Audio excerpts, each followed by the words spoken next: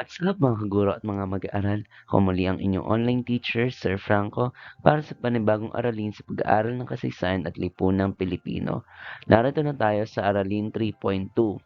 At sa araling ito, tatalakayin natin ang isang mahalagang batas na nagbukas ng pintuan ng kolehiyo para sa mas maraming Pilipino, ang Universal Access to Quality Tertiary Education Act or RA 10931. Aalamin natin kung ano ito, bakit ito mahalaga, at paano ito nakatutulong sa likaskayang pag-unlad ng ating bansa. Narito ang layunin ng ating aralin na maaaring gamitin ng mga kaguro ko sa kanilang pagsasagawa ng kanilang daily lesson plan. Ano nga ba ang RA 10931? Ang RA 10931 ay batas na nagbibigay ng libreng tuition at miscellaneous fees sa state universities and colleges, local universities and colleges, at TESDA accredited institutions. Layunin nitong tiyakin na hindi magiging hadlang ang kahirapan sa pagkamit ng edukasyong tersyarya. Ang pangunahing layunin ng batas ay palawakin ang akses sa kalidad na edukasyon. Hindi lamang ito tungkol sa diploma, ito ay tungkol sa pagbibigay ng patas na oportunidad, paghubog ng kakayahan ng mamayan, at paghahanda ng lakas paggawa na makakatulong sa pangmatagalang kaunlaran ng bansa. Sino ang sakop ng libreng edukasyon? Higit pa sa libreng tuition, may mga allowance at subsidy rin ang programa tulad ng Tertiary Education Subsidy at Student Loan Program para matulungan ang mga estudyanteng kapos sa gastusin araw-araw. Ano ang epekto sa aspetong panlipunan? Sa aspektong panlipunan, mas marami na ngayong kabataan, lalo na mula sa may hirap na pamilya, ang nakakapasok sa kolehiyo. Nabibigyan ng pag-asa ang mga pamilya at komunidad na dati ay walang kakayahang magpaaral. Sa ekonomiya naman, mas maraming edukadong manggagawa ang nalilikha. Kapag mas skilled ang workforce, mas nagiging competitive ang bansa at mas nagkakaroon ng matatag na paglago ng ekonomiya. Ano ang kaugnayan ng batas na ito sa likaskayang pag-unlad? Ang edukasyon ay pundasyon ng likaskayang pag-unlad. Kapag may kaalaman at kasanayan ang mamamayan, mas kaya nilang lumikha ng solusyon para sa lipunan, ekonomiya at kalikasan. Pagkat ang edukasyon ang susi sa sustainable development. Sino nga ba ang mga tao behind this bill? Hindi basta-basta na ipasa ang batas na ito. Maraming personalidad ang nagsulong at tumulong upang maisakatuparan ang libreng tertiary education. Una sa listahan si Senador Bam Aquino na siyang pangunahing may akda ng RA 10931. Siya ang nanguna sa pagsusulong ng panukala sa Senado at matagal nang isinusulong ang edukasyon bilang puhunan ng kabataan hanggang ngayon pa rin sa kanyang panunungkulan sa Senado.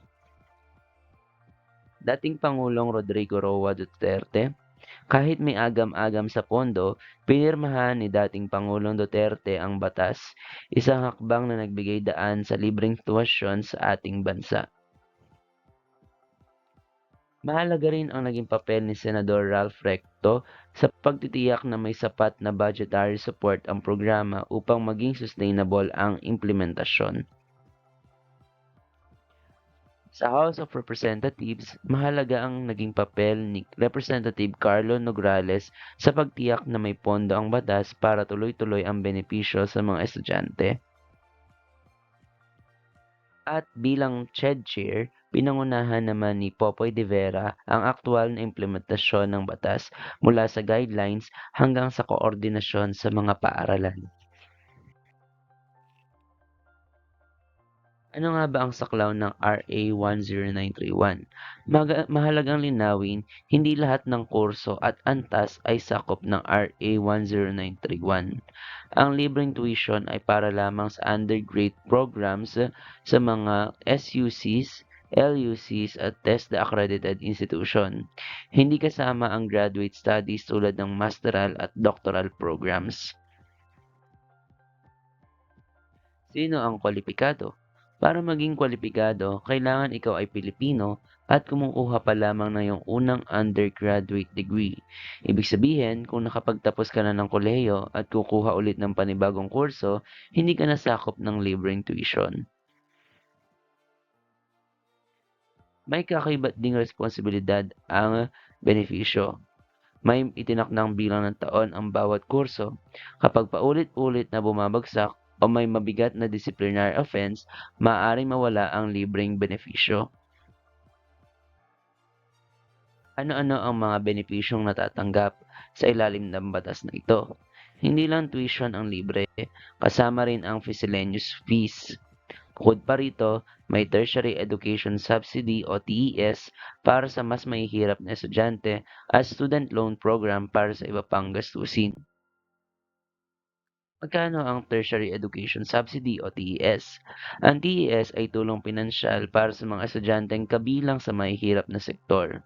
Umaabot ito mula 40,000 hanggang 60,000 kada taon, depende kung ikaw ay nasa private institution o public school. Malaking tulong ito para sa daily expenses ng mga estudyante. Student Loan Program. Kung kulang pa rin ang budget, may student loan program. Hindi ito i-dole out, kundi tulong na maaaring bayaran kapag may trabaho na ang estudyante. Layunin nitong hindi maputol ang pag-aaral dahil lamang sa kakulangan ng pera. Paano ito ay pinatutupad? Ang implementasyon ng RA 10931 ay pinangungunahan ng CHED at TESDA, katuwang ang DBM para sa pondo at ang mismong mga paaralan para sa aktual na implementasyon. Bakit ito mahalaga sa likaskayang pag-unlad o sustainable development? Kapag mas maraming nakapagtapos ng kolehiyo, mas nagiging handa ang bansa sa hinaharap. Ang edukasyon ay hindi lang personal na tagumpay, ito ay puhunan ng buong bansa para sa likaskayang pag-unlad. Reality check tayo. Sagutin ang tanong na ito. Kung wala ang RA 10931, makakapagkolehiyo ka ba? Paano nito binago ang pangarap mo? Dito natin i-connect ang batas sa tunay na buhay ng mga mag-aaral. Hindi ito abstract policy. Ito ay may direktang epekto sa pangarap at kinabukasan ng mga kabataan.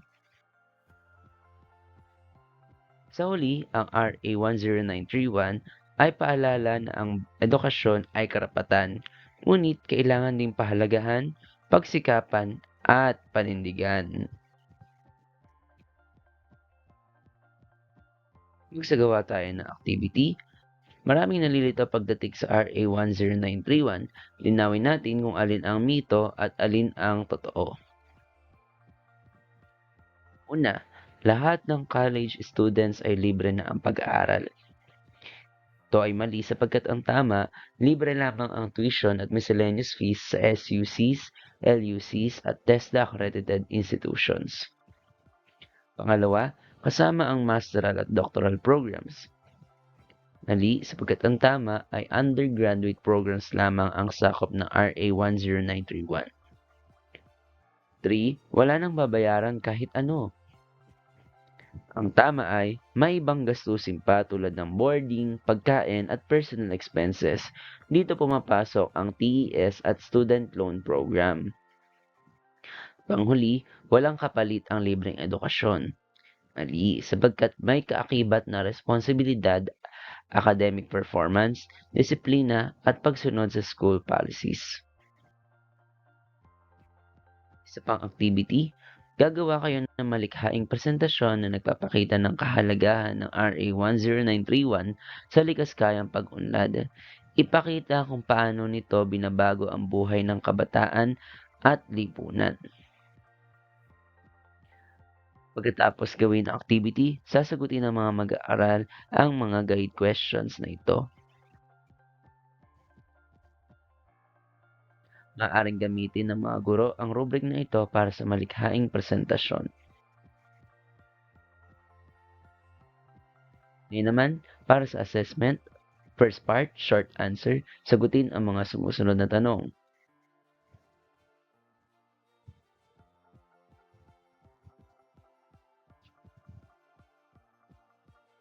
Multiple choice naman. Number 1, alin sa mga sumusunod ang hindi sakop ng RA 10931?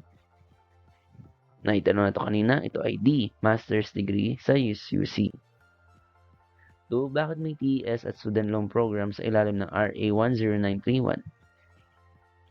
C, sapagkat hindi naman sakop nito ang mga boarding, ang mga pang-araw-araw na gastusin, mga pagkain, upang matulungan ang students sa kanila pang gastusin. Letter C. 3, alin ang tamang pahayag tungkol sa RA 10931? C, edukasyon bilang karapatan at puhunan ng bansa. Bilang pag-ininilay, pag-isipan natin, kung walang RA 10931, ilan kaya sa kabataan ang hindi makakapagkolehiyo? Paano nababago ng edukasyon ang direksyon ng buhay ng isang tao? Bilang pangwakas na mensahe, kapag bukas ang edukasyon, bukas ang kinabukasan. Ang edukasyon ay puhunan ng individual at lakas ng buong bansa.